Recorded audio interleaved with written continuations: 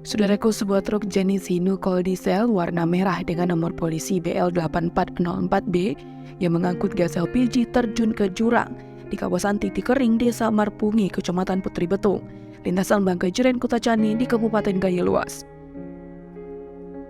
Kecelakaan tunggal tersebut terjadi pada Rabu 26 April 2023 sekitar pukul 6:45 waktu Indonesia Barat. Tidak ada korban jiwa dalam insiden itu. Namun sopir dan kernetnya mengalami luka ringan akibat mobil truk coal diesel tersebut terjun ke jurang sekitar 10 meter lebih. Berdasarkan informasi yang dihimpun tribungaya.com, mobil pengangkut gas LPG tersebut datang dari arah Bangka Jeren tujuan Kutacani, Aceh Tenggara. Dikemudikan oleh dan disopiri Jamaluddin Husaini, 29 tahun.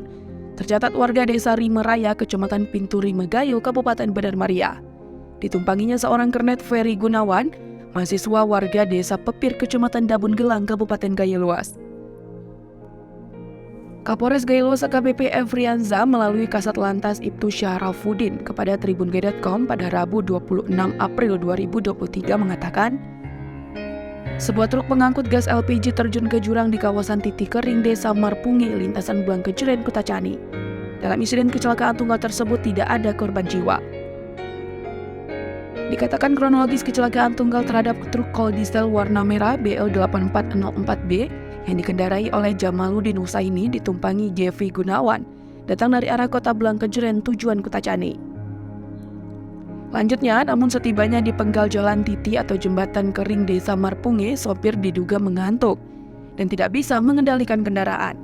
Sehingga terjadi kecelakaan lalu lintas yang menyebabkan mobil jatuh ke jurang sekitar 10 meter lebih kurang.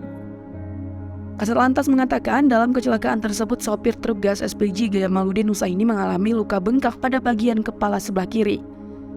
Sedangkan kernetnya Ferry Gunawan mengalami luka lecet pada bagian kaki kanan sebelah kiri. Sementara kendaraan truk Hino jenis coal diesel mengalami kerusakan pada bagian depan. Dari Gaya Luas, Rasi dan Tribun Gayo.